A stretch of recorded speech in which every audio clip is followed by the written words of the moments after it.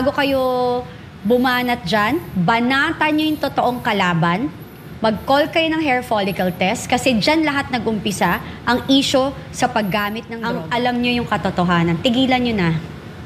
Tigilan nyo, kundi mapapangalanan ko kayo, magpa-hair follicle. Iko-call ko rin na magpa-hair follicle test kayo. Nako.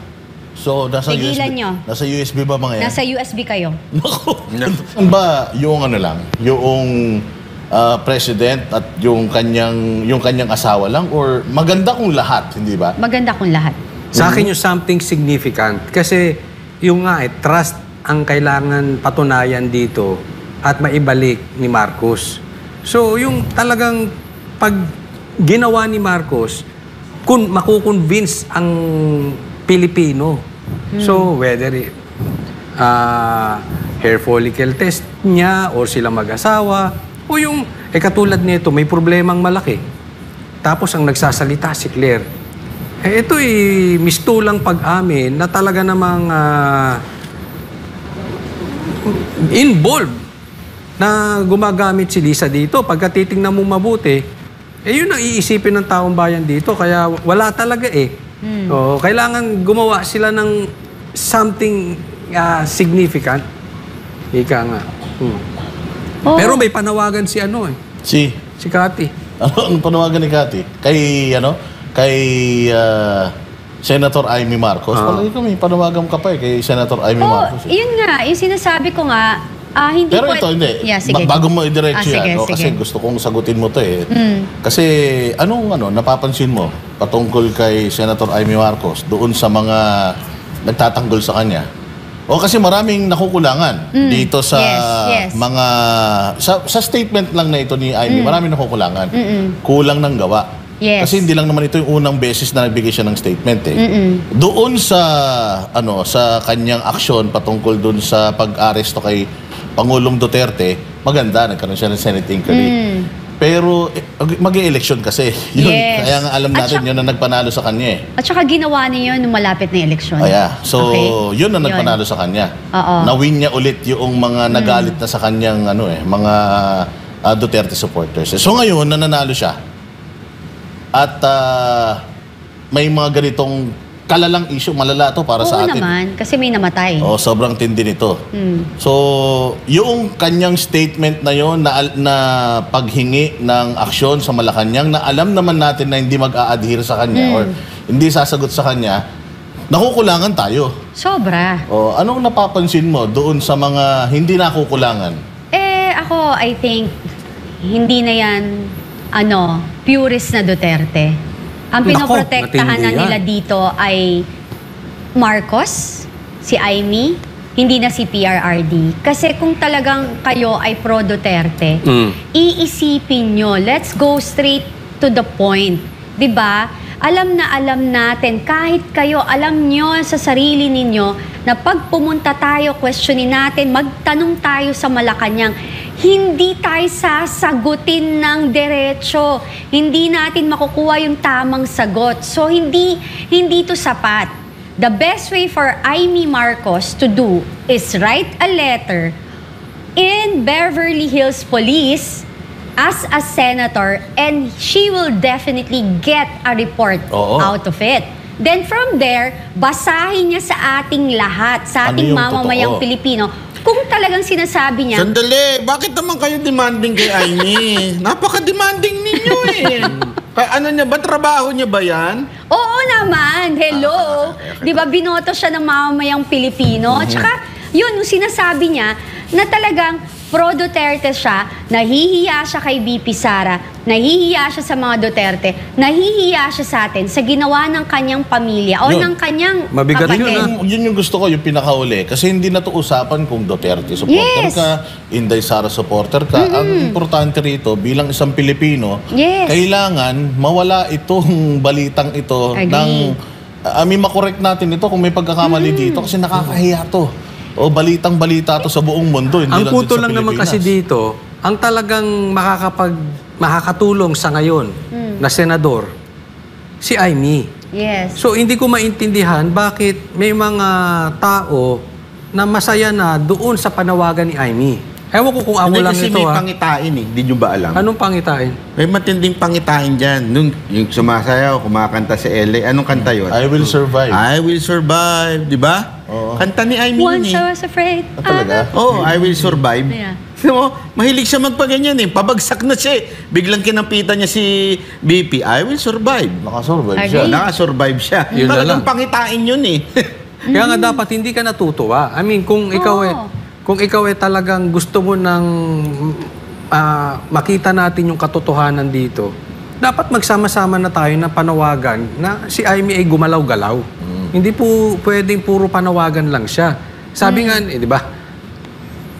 Panawagan, kaya natin gawin lahat yun. Kung mananawagan lang eh. Kailangan yung hindi namin kayang gawin, yan ang gawin mo, Aimee. Diba? At saka kayo ba, kontento ba kayo? Lagay nyo dyan sa comment section. Diba? Para makita siguro ng mga Aimenatics, kayo ba kontento? Yeah. Dyan sa hakbang na ginagawa ni Aimee. Tsaka magsabi siya ng totoo. Kasi alam niya yung totoo, my goodness. Alam niya yung totoo. Kung gusto niya talagang sinasabi niya kakampi siya ni VP Sara, anong hinihintay mo? Oh, may nag-text. Oh. Oh, sobra ka na. Kat, asan yung USB? Bakit ko ibibigay huyu? Hindi, every time na meron kang banat eh. USB Oo. yung sa'yo eh. Pwede Hindi. ba kalimutan nyo na yung lintik na USB na yan? Hindi lang yon. Scandal namin yun eh. Ba't nyo ba gustong tingnan yung scandal namin dalawa ni Kat? Hindi lang ho yun. Hindi nyo ba nahalata before lumabas yung issue sa USA, binanata ng aking USB. So, may USB ba talaga? Of course. Oh, so meron. Meron. Meron Pero naman ano pala. ko, tanga ba ako na because pine-pressure nyo akong lumabas, ilabas yung aking USB? Tsaka tinatago nga namin yun eh. Ba't gusto nyo makita yung namin?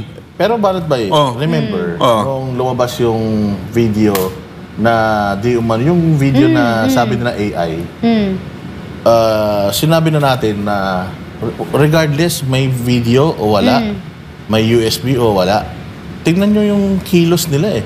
Yeah. Yung pag-ngiwi-ngiwi Hindi kasi nila. para in fairness para alam mo, hindi kami naniniwala sa kahit na yung mga video.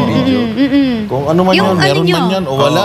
Hindi kami doon. Sa amin kasi, naniwala na kami 2022, PRRD sinabi ni PRRD. Yun na Personal nga. itong sinasabi sa amin. So, bakit pa kami maghahanap ng kung ano-ano? Hindi Sinabi kasi na nga- sa amin personal. Nabudol sila. Hindi sila naniwala kay PRRD. Kaya kailangan pa nila ng proof. Yung mga hindi nabudol kasi, yan, naniwala agad yan kay PRRD. Tsaka Hindi ko ilang naman beses sinabi maintindihan. ni, di ba, ni PRRD, na ilang beses lumapit sa akin yan, ayoko yan kasi bangag yan. Exactly. Si PRRD na nagsabi, hindi kami Tapos, hanap kayo ng hanap ng kung ano-ano. Hindi, kalokohan nga to. Kasi, una, iisa yung pinaglalaban natin, pero ang nahalata ko, dahil sila ay may pinapanigan na. Hindi na Sino silang ba yan? purist Sino na ba yan? Duterte. Sino ba Kilala yan? yung mga sarili nila. Ano hindi Is- purist? Kung, halimbawa, ako ba, punta ako ng punta sa Davao, hindi ako purist na Duterte? Hindi. Lagi ako sa Davao. May Hindi. mga dilawan din pupunta ng Oo, Davao. naman. Maraming mapagpanggap. Oo. Nagpunta ako ng Hague. Hindi rin. Hindi rin kasi yan marami yun. rin ang pupunta. Nakita mo nga nakaraan, yung Walden Bello, ang gulo pa ron. Di ba? Di ba? Okay. Alam mo, Si Barley ka, nandun din. Oo. Ay, sorry naman. Hindi. Kaibigan Alam mo, eto pa pala. Eto kami, okay, sabi ko nga sa inyo, mahahalata nyo kung sino talaga yung, eto kasi yan eh, makakaliwa ang mga kanilang style, divide and conquer. Hindi nyo ba nahilata? Hindi nyo ba nahahalata ho? Na yung mga yan, na nandyan, nagpapanggap ng mga Duterte, na pro-Duterte, pero ang sinasabi ko palagi, so, yung bang sinabi ni PRRD na durugista sila, hindi pa ba sapat sa inyo yan? Kung talagang ang sinasabi nyo ay pro-Duterte kayo, tama kayo eh.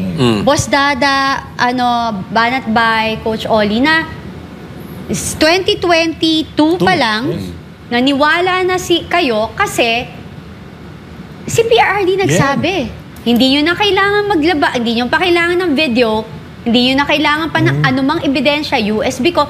Sa totoo lang, yung statement nila po, sinasabi nila doon na hindi na rin kailangan pa ni si JM Morales, ni ako na lumabas, enough na. If you're a pro-Duterte, enough na yung word na binitiwan ni PRRD.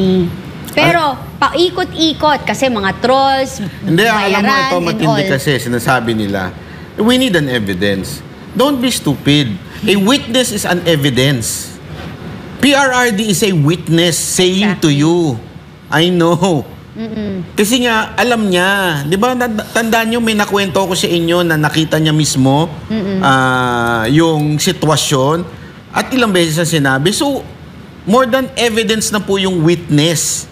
So, ayan na po. Huwag na po tayo maghanap ng kung ano-ano. Ang focus natin ngayon, eto, may nilabas na bagong quote-unquote evidence. Ang nakakapagtaka nga, yung sagot ng Malacanang, walang evidence. So therefore, kung titimbangin mo, mas mabigat yung merong nilabas na dokumento. Sino yun? Yung sila Bobby Tiglao, ang bilyonaryo. Walang nilabas ang Malacanang. Basta, tinawag lang na Fake obstructionist. Basta nag-deny lang. Oh, nag-deny lang. Hindi, ang hindi ko pa gusto, yung sagot ni Auntie Claire na pwede ho kayong mag-imbestiga, makikita nyo doon. Bakit hindi hindi sila? ikaw ang Yes. maglabas nung ebidensya? Read it out loud in public and say it. Ipakita nyo yung dokumento. Ito po yung dokumento na katunayan na sila ho'y nagsisinungaling. Bakit ayaw nyong ilabas yan? Karapatan ho ng mamamayang Pilipino na malaman ang katotohanan. Again, because may kasama ho kayo dyan ng mga cabinet secretaries. Alam mo, maganda ang pinakamagandang bitaw. Yung bitaw ni PRRD. Naalala nyo yung sinabi niya, kayo bang mga kapulisan at sundalo, Papayag ba kayo? papayag ba kayo ang namumuno ay isang bangag? Si PRRD nagsabi niyan, hindi po ako ha. Hanapin niyo sa video. January niya sinabi yan. Papayag ba kayo? Yan ang paulit-ulit niya sinasabi. So, i-rewind lang natin yung sinabi niyang yun. Kung papayag ba kayo. Wala pong sinasabing si Pangulong Duterte na magrevolusyon. Hindi rin po namin sinasabi, we are totally against any kind of rebellion. Paulit-ulit namin sinasabi yan. We believe in Romans 13 verse 1. So, hindi po yan ang gusto namin. Ang punto lang, karapatan namin bilang isang Pilipino na ang humahawak ng pera, humahawak ng bayan namin ay nasa tamang katinuan. So, the only way to do it, hair follicle test. At kailangan din namin ng mga senador na manawagan. Exactly. Since si Amy naman, ang daldal ng daldal tungkol dito, Senator Amy, pangunahan mo na. Patunayan mo rin sa amin na hindi mo ginamit si VP Sara Duterte para lang manalo. Patunayan mo, magpahiring ka dito. Bakit? Nasa committee mo yan. Sasabihin mo, 19 Congress yun. Again, same Senate President naman eh. Kita mo si Tulfo, nagsalita na, susuporta niya si Cheese. Ano pa Diba? nga, yung Congress banat ba ya? Si Abante, sinasabi niya na itutuloy namin yung Quadcom. Pero 20th Congress matagal pa, sa susunod na buwan pa. Diba? So, Amy, Buti pa nga si, mo? alam nyo, buti pa nga si Abante. Consistent, May no? continuity. Di ba? Tinuloy niya. I mean, hindi tutuloy siya... niya. Against man ako sa mga pinagagawa niya. Pero sa kampo sa kabilang parlor, epektibo siya eh. Correct. Maaasahan mo siya. Si Amy, hindi mo maasahan. Puro dakdak eh. Double agent Marcos ka yata. na Marcos eh. Double agent ka. Hindi, alam nila yan kasi binabanata ko to si Abante. Kaya nga dapat, Senator Amy, patunayan mo sa amin na hindi mo ginamit si VP Sara Duterte nung election lang. Patunayan mo na hindi ka manggagamit. Di ba? Manggagamit ka eh. Yung naakusasyon sa'yo eh. Patunayan mo ngayon sa amin. Hearing mo to. Hindi pa ba pwede yun? Yung sulat-sulat? Oo, hindi pwede yun. So, kaya rin natin magsulat eh. Well, Hindi, dapat, yun nga sabi. Yung panawagan natin. Dapat- Actually, kung ano yung sinulat niya, yun yung panawagan natin eh. Gumawa Yes, siya ng exactly. hindi natin kayang gawin. Oo, Correct. which Kasi is kung kaya natin gawin, tayo na lang ang gumawa, 4 dito. Pwede ba tayo Banateros inquiry dito? Kung pwede lang eh, di ba? Ano, gagawin natin eh. Kaya lang wala eh. Hindi naman natin may papatawag ang mga yan, ano? Pero maganda yun. Maganda yung Siguro mas panawagan maganda, na yan. magtandem pa sila ni... Kaya nga yung argumento ng ilang vloggers na sinasabi nilang hindi naman trabaho ni Senator Amy. And that's siya ang Stupid. chairman ng committee Foreign Relations Masyadong halata, sa Senate. Huwag niyo ipagtanggol. Ano ba? Baka Duterte ba kayo o maka-Aimee? Correct. Medyo napapaghalataan eh. Huwag masyado. Halata. Naintindihan ko naman yung ang sinasabi kasi nila is nakatulong na si Aimee doon sa Wala nga eh. Sa ICC issue Hindi. or para mapatunayan, which is alam naman na natin yung kabalbalan na nangyari dyan sa kidnapping ni Pangulong Duterte, parang you're asking Too much. Ganun ba? Hindi. Kasi una, wala nga yung report.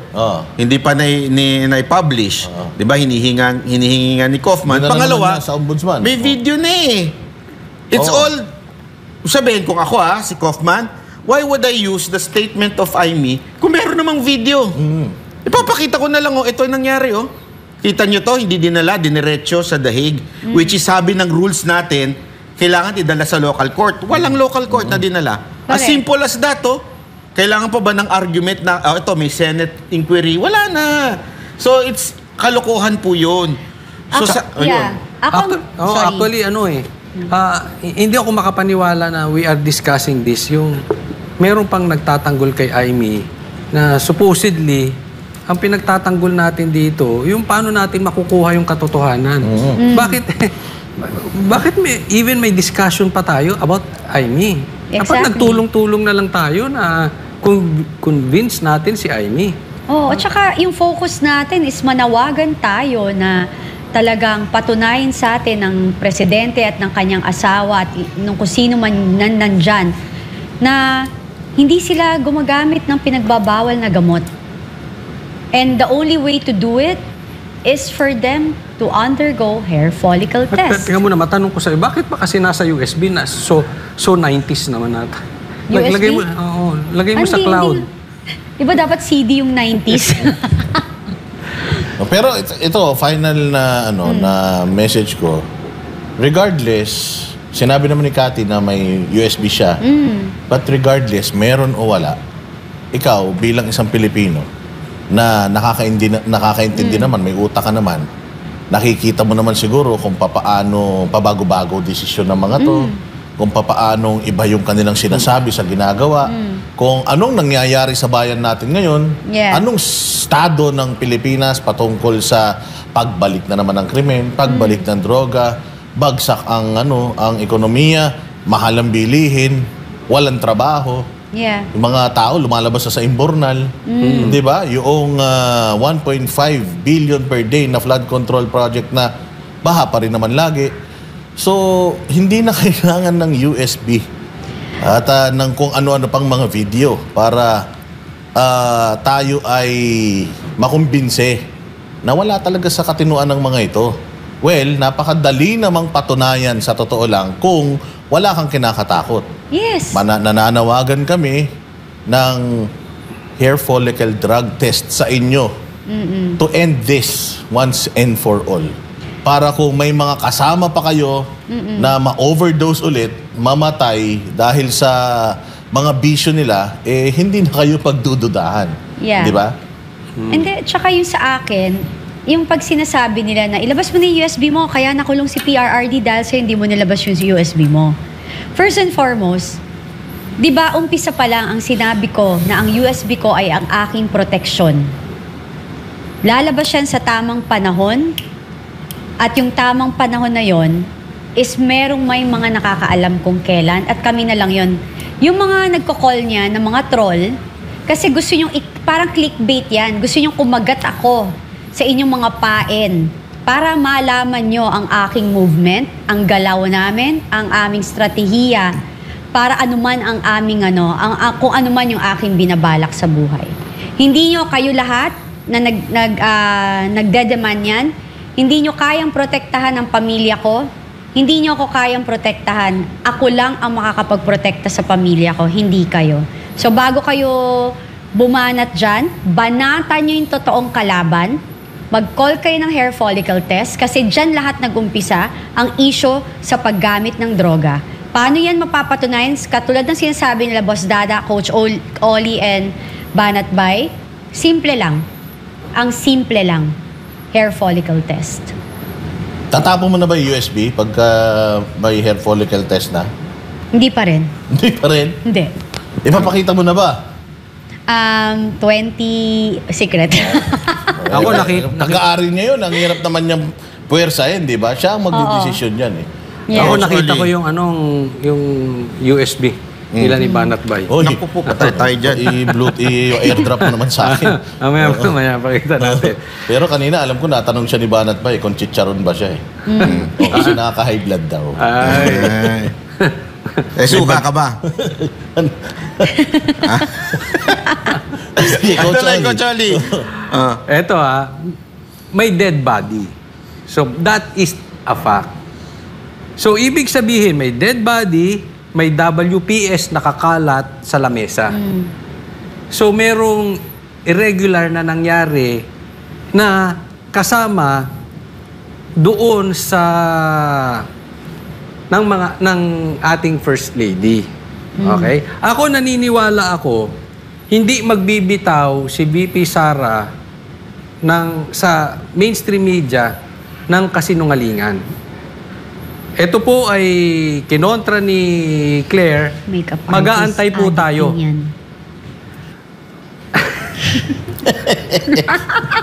Chismis. Sila magkausap. Mag-aantay po tayo. Ako naniniwala na meron pang darating na mga ebidensya. Tingnan nyo, abangan ninyo. May karagdagang dito. Imposibleng walang anomalyang nangyari po dito. They are so silent, yung kanilang reaction so delayed, kung talagang inosente po sila. Abang-abang lang po tayo. At pag may dumating ulit na mga balita, huwag nating hayaang mamatay ito. Balita na ito kasi I'm sure tatabunan nila ito. So be sensitive about it. Kailangan once and for all, makita na lang natin dito kung talaga bang gumagamit ang First Family or hindi. Nagtatanong lang po, hindi tayo nagbibintang. Pero Kati, di ba eyewitness ka? Oo. Nakita mo talaga? Oo naman. Inoferan nga ako, di ba? Oo. Alam mo, tsaka dun sa aking mga friend na alam nyo yung katotohanan, tigilan nyo na. Tigilan nyo, kundi mapapangalanan ko kayo. Magpapa-hair follicle. Iko-call ko rin na magpa-hair follicle test kayo. Nako. So, nasa Tigilan USB? nyo. Nasa USB ba mga yan? Nasa USB kayo. Nako. Yung kinikwento mo kanina kay Boss Dada, na, Ayun yun. hindi, iba pa yan. May ebidensya ka na yung bayad-bayad ba yun? Iba pa yun? Iba pa yun? Iba pa yun? Iba pa yun. Yung mga paid na, mga bumbabaliktad. At halatang-halatang pabaliktad na naman. Nako. Sige, Diba? abangan natin. Naku po, patay kang Hindi ko baba. alam yan, hindi ko alam. Wala akong alam dyan. Basta ako, pinakita niya sa akin, ipapakita ko na ba? Sabi ko, wag mo na ipakita, baka masira ang career natin yan. Anyway, maraming salamat po. At patuloy na antabayanan nyo ang Banateros dahil ang Banateros at Banateras na si Ma'am Cathy ay patuloy na mananawagan sa hair follicle test at kay Senator Amy na, Senator Amy, galaw-galaw, wag lang pagkakampanya gumagalaw.